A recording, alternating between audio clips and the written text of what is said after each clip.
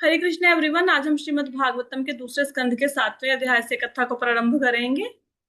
तो 7वें अध्याय में क्या है हमने जाना। दूसरे स्कंद के 6वें अध्याय में लास्ट चैप्टर में हमने पढ़ा कि ब्रह्मा जी ने बताया कि भगवान के विराट रूप का वर्णन किया, नारद मुनि के प्रश्नों का उत्तर दिया, बताया कि भगवान ही सब कारणों के कारण है। राइट। तो फिर उन्होंने 6वें अध्याय के आखिरी श्लोक में बोला कि अब मैं भगवान के अवतारों का वर्णन करूंगा। अब देखो, जब आप श्रीमद् भागवतम में पहले स्कंद का तीसरा अध्याय पढ़ेंगे, राइट, और दूसरे स्कंद का 7वां अध्याय पढ़ेंगे। अब दोनों में क्या है, पहले स्कंद के तीसरे अध्याय में और दूसरे स्कंद के 7वें अध्याय में क्या है, इसमें भगवान के अवतारों का वर्णन है। क्या है? भगवान के अवतारों का वर्णन। लेकिन अब आप देखेंगे कि हर एक व्यक्ति का भगवान के अवतारों को बताने का तरीका अलग है। हम ये नहीं कह सकते कि जिस क्रम में ये अवतार बताए गए हैं उसी क्रम में ये अवतार हुए। जैसे यहाँ पे ब्रह्मा जी कौन से अवतार से कथा को बता रहे हैं? वाराह अवतार से कथा को प्रारंभ कर रहे हैं कि सबसे पहले भगवान का अवतार कौन सा हुआ? वाराह अवतार हुआ। ठीक है। अगर मैं पहले स्कंद का तीसरा अध्याय खोलूंगी तो उसमें पहला अवतार कौन सा बताया गया है? पहला अवतार बताया गया है कारणोदक विष्णु का। ठीक है। तो यहाँ पे भगवान के पुरुषावतारों से कथा शुरू होती है, राइट। तो दूसरा अवतार आपका गर्भोदक्ष विष्णु का हुआ है। ठीक है। उसके बाद 4 कुमारों का वर्णन आया है। कहने का मतलब ये है कि जो श्रीमद् भागवतम में अवतारों का वर्णन है वो क्रम अनुसार नहीं है। हम ये नहीं कह सकते कि पहले वाराह अवतार ही हुआ था, राइट, या फिर हम बोल दें कि पहले पुरुषावतार ही हुआ था। नहीं, ये क्रम वाइज नहीं है, क्रम में अंतर हो सकता है। दूसरी बात, अवतारों की संख्या में भी अंतर हो सकता है। क्यों अंतर होता है? क्योंकि भगवान के अवतार असंख्य हैं। जब कोई भगवान के अवतारों की कथा करता है तो कई बार कुछ लोग भगवान के कुछ अवतारों को इंक्लूड करते हैं, कुछ कम इंक्लूड करते हैं, कुछ ज्यादा अवतारों का वर्णन करते हैं। वैसे तो भगवान के अवतार असंख्य हैं, हम काउंट ही नहीं कर सकते, इतने सारे भगवान के अवतार हैं। तो जैसे ये देखो, आपके हम सबके अंदर क्षीरोदक्ष विष्णु बैठे हैं, तो असंख्य जीव हैं, है ना। दुनिया में तो असंख्य जीवों में से हर एक के अंदर क्षीरोदक्ष विष्णु बैठे हैं, तो असंख्य अवतार हो गए भगवान के, है ना। तो इसलिए अवतारों की संख्या में भी भेद हो सकता है और क्रम में भी, सीक्वेंस में भी भेद हो सकता है, राइट। अब क्या कहते हैं, पहला श्लोक पढ़ो कोई।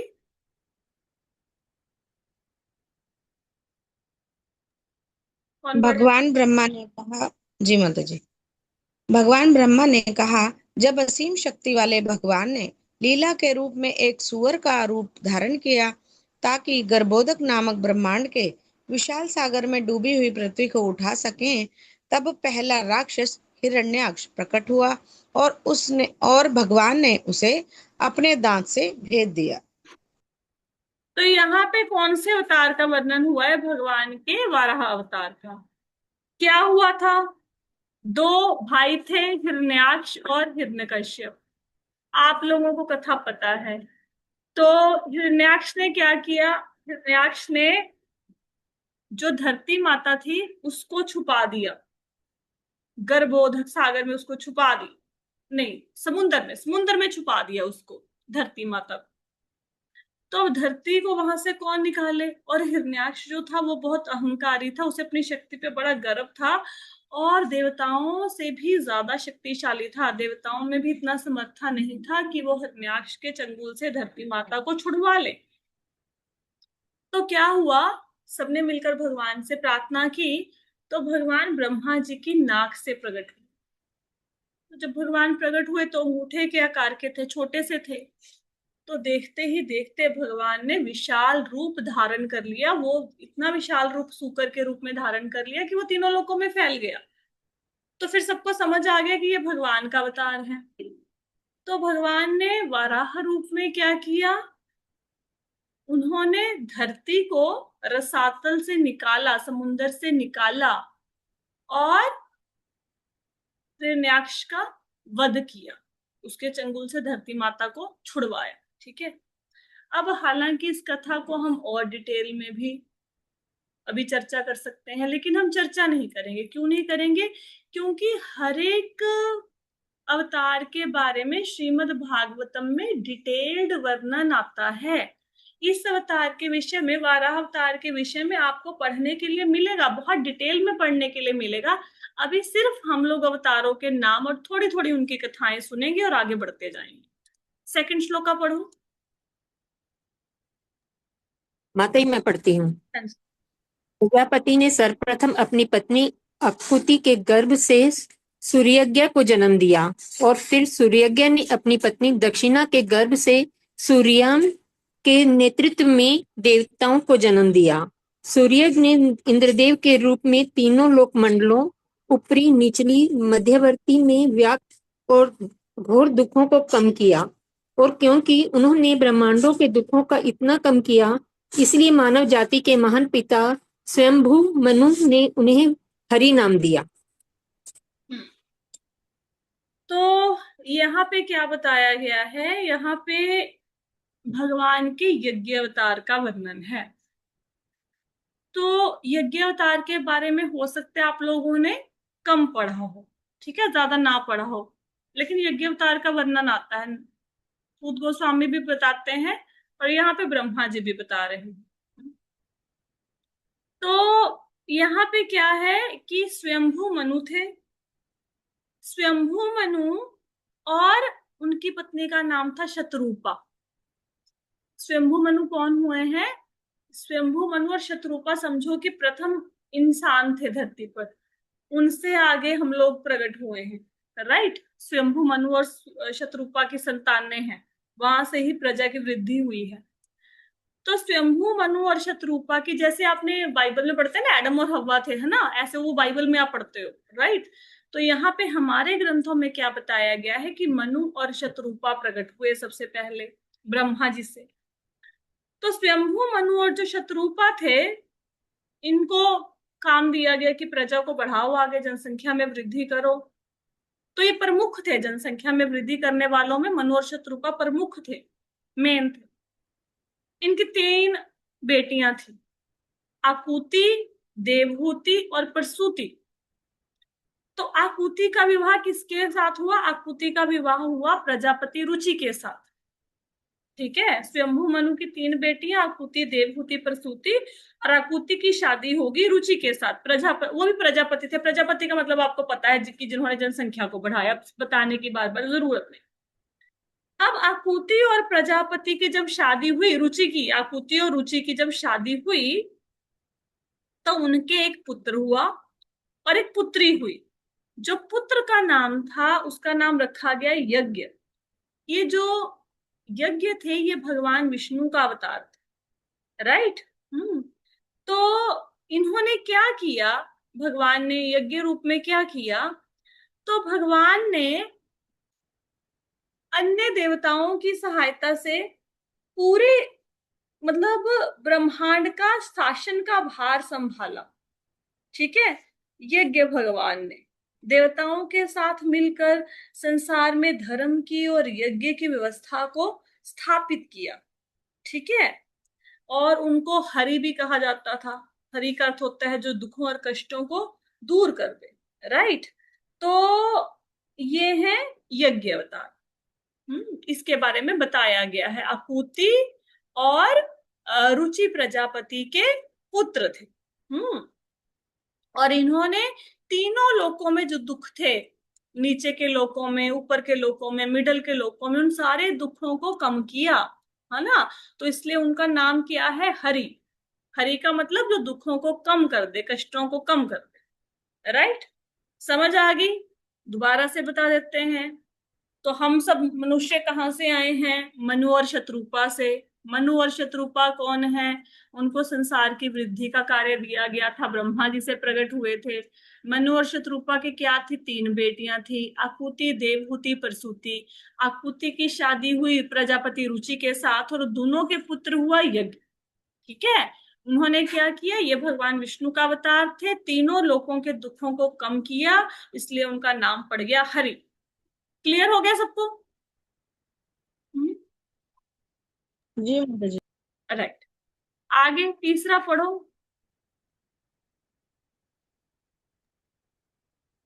तब भगवान पढ़ो मत है। हाँ जी, हाँ जी। तब भगवान कपिल अवतार के रूप में प्रकट हुए, जो प्रजापति ब्राह्मण कदम और उनकी पत्नी देवहूति के पुत्र थे। साथ ही 9 अन्य स्त्रियों बहनों के पुत्र भी थे। उन्होंने अपनी माता को आत्म साक्षात्कार के विषय में बताया, जिससे उसी जन्म में वे भौतिक गुणों के कीचड़ से पुनः मुक्त हो गई और इस प्रकार उन्होंने मुक्ति प्राप्त की, जो कपिल का मार्ग है। हाँ, तो अभी मैंने आपको क्या बताया, स्वयंभू मनु और शतरूपा के कितनी पुत्रियां थी, क्या बताया अभी? एक पुत्री नहीं, स्त्रियां थी। स्वयंभू मनु और तीन शतरूपा कितनी पुत्रियां थी? तीन माता जी, तीन। तीन। तीन। आकुति किसी को नाम देव याद है, क्या बताए थे अभी अभी? जी आहुति, हाँ माता। जी। माता जी आकृति, देवहूति, प्रसूति। आहुति और हाँ, प्रसूति। तो आकुति, देवहूति और प्रसूति, ये तीन नाम मैंने आपको बताए। अब अभी मैंने आपको बताया कि आकुति की शादी हुई रुचि के साथ और उनके यहाँ पे मतलब यज्ञ नाम के पुत्र हुए जो भगवान के अवतार थे। अब जो देवहूति थी, एक बेटी क्या थी? देवहूति। देवहूति की शादी हुई कर्दम मुनि के साथ। ठीक है। कर्दम मुनि बहुत ही एक महान ऋषि हुए हैं, और कर्दम मुनि ने भगवान के दर्शन किए थे, तपस्या करके उनको प्रसन्न किया था। अब ब्रह्मा जी ने जो प्रजापति थे उनको क्या, क्यों प्रकट किया था? ताकि जनसंख्या में वृद्धि हो। तो सबको काम पे लगाया हुआ था जनसंख्या बढ़ाने के, तो कर्दम मुनि को भी जनसंख्या बढ़ानी थी। तो पहले के जमाने में अगर किसी को कुछ चाहिए होता था, सतयुग इत्यादि में, तो वो भगवान की स्तुति करते थे। जैसे कि राजा दशरथ को पुत्र कामना थी, तो उन्होंने पुत्र कामेष्टि यज्ञ किया। ठीक है, यज्ञ से मांगा, या फिर तपस्या करके भगवान से मांगते थे। तो जब कर्दम मुनि ने तपस्या की, तो उन्होंने भगवान से याचना की कि उनको जनसंख्या वृद्धि का काम मिला हुआ है, तो उनको एक अच्छी सुयोग्य पत्नी प्रदान करे। काम वासना नहीं थी कोई उनके अंदर, काम दिया था ना, उनको दिया गया था कि भाई जनसंख्या में वृद्धि करो। तो भगवान ने फिर उनके लिए उनको बोला कि आज से तीसरे दिन आपके पास आएंगे देवहूति के माता पिता स्वयंभू मनु और शतरूपा, वो अपनी बेटी का हाथ तुम्हारे हाथ में देंगे, तुम उनके प्रस्ताव को स्वीकार कर लेना। तो कर्दम मुनि और देवहूति के पुत्र हुए हैं कपिल, भगवान कपिल। ठीक है। अब कपिल भी दो हैं, एक तो नास्तिक कपिल हैं, उसकी बात नहीं हो रही। एक है भगवान कपिल जो स्वयं भगवान के अवतार हैं। ठीक है। इनके 9 बेटियां थी और एक बेटा था। जो बेटा नहीं, मतलब इनके कर्दम मुनि और देवहूति के। ठीक है। जो बेटा था वो भगवान कपिल, भगवान कपिल भगवान के अवतार हैं। और उन्होंने क्या किया, उन्होंने जीवों को ये बताया कि हम शरीर नहीं हैं, हम क्या हैं, हम आत्मा हैं। ठीक है। ये ज्ञान किसने दिया? भगवान कपिल ने। तो हम आत्मा है, ये ज्ञान दिया। और इन्होंने सांख्य योग के बारे में बताया। सांख्य योग मतलब आत्मा, परमात्मा, हाँ, इसके बारे में। और जो तत्व हैं, 24 तत्व जिनसे सृष्टि की रचना हुई है, उसके बारे में ये बताया भगवान कपिल ने। किसको बताया? अपनी माता देवहूति को बताया। राइट, उन्होंने अपनी माता को ज्ञान दिया। और उस ज्ञान को सुनकर उनकी माता मुक्त हो गई। ये संसार में जो भौतिक गुणों से मुक्त हो गई। ठीक है। तो मुक्ति का मार्ग भगवान कपिल ने बताया। राइट। तो कुछ कुछ समझ आया? दोबारा से समझा देते हैं। हम मनु और शत्रुपा की संतानें हैं, उनसे ही संसार आगे बढ़ा। मनु और शत्रुपा की 3 बेटियां थी, आकुति, देवहूति, प्रसूति। आकुति का विवाह हुआ रुचि के साथ, उनसे यज्ञ भगवान ने जन्म लिया, जिन्होंने तीनों लोकों के दुखों को दूर कर दिया, और उनका नाम पड़ गया हरि। जो देवहूति थी, उनका विवाह हो गया कर्दम मुनि के साथ। देवहूति और कर्दम मुनि के एक पुत्र हुआ जिनका नाम था कपिल, वो भगवान के अवतार हैं। उन्होंने सांख्य योग का ज्ञान दिया। सांख्य योग का मतलब हम शरीर नहीं, हम आत्मा है। शरीर के विषय में, आत्मा के विषय में, प्रकृति के विषय में, 24 तत्वों के विषय में जिससे सृष्टि बनी है, उसका ज्ञान अपनी माता को दिया। उस ज्ञान को सुनकर उनकी माता मुक्त हो गई। तो मुक्ति का मार्ग भगवान कपिल ने हमें बताया। तो 3 अवतार कुछ कुछ समझ आए? जी माता जी। जी हाँ जी माता जी। राइट। तो अभी तो ना आज समय हो गया, क्योंकि आज हम लोग भागवतम को महापुराण क्यों कहते हैं, पुराणों के लक्षण, इसकी चर्चा करने लग गए। कल बाकी के अवतारों का थोड़ा थोड़ा वर्णन करेंगे। फिर भी इतना वर्णन जरूर होगा कि आप ब्लैंक नहीं होगे किसी अवतार को सुनते। जैसे यज्ञ भगवान है, हमें पता ही नहीं यज्ञ भगवान है कुछ, है ना, तो ऐसे ब्लैंक नहीं होंगे। अब किसी को प्रश्न है तो पूछ लो। है कोई प्रश्न? है, समझ आ गया? हाँ जी माता जी, प्रश्न यही है भी, आपकी क्लास बहुत अच्छी लगती है, मन नहीं करता छोड़ने को भी, ये होता भी आप बोल ही जाओ हम सुने जाए। ये तो सही बात है, भगवान की कथा को कौन सुनना बंद करना चाहेगा, है ना। पर कोई बात नहीं, जितना आप डेली पर सुनो। माता जी बात ये है ना, आपका जो तरीका है बहुत ज्यादा सरल और अच्छा है, बहुत ज्यादा अच्छा है। हाँ, मतलब ये आचार्यों की कृपा है, क्योंकि मैं ना थोड़ा, मैं अपने बारे में बताती हूँ, मैं थोड़ा मंद बुद्धि हूँ। मैं आपको सही बात बताऊँ, मेरे में ना कम ज्ञान है, मेरे को ना बातें समझ नहीं आती। तो जो व्यक्ति मंद बुद्धि होता है उसको ऐसा लगता है कि सबको ही कम आता है, कि नालायक बच्चा होता है उसको लगता है सबको नालायक ही है, सबको ऐसे ही समझ आता है। तो मुझे ना ऐसे बच्चों के जैसे ही समझ आता है। तो जैसे मैं खुद जी को समझ, माता जी, वैसे ही मैं आपको। जब जब ऐसा आप ऐसा समझते हो ना, तो आप ज्यादा मेहनत करते हो। ज्यादा मेहनत करते हो तो फिर उसका रिजल्ट भी अच्छा आता है कि आप इतना बढ़िया समझा पाते हो कि जैसे समझा रहे हो। तो हम लोगों को, मेरे को ऐसा होता है, भागवतम पढ़ रहे हो तो भागवतम में रस आना चाहिए। एक एक शब्द भागवतम का हमें समझ आना चाहिए। भागवतम कोई तोते के जैसे रटनी नहीं है कि एक काम है घंटा आधा घंटा भागवतम पढ़नी है, कभी कभी पढ़नी है, समझ आया नहीं आया आगे बढ़ते चलो, ऐसे नहीं।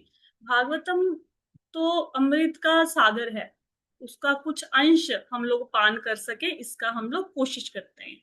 तो I think there is no other question. तो क्लास को विश्राम देते हैं। Thank you so much everyone for joining the session. Srimad Bhagavatam की जय, श्रील प्रभुपाद की जय, हरे कृष्ण।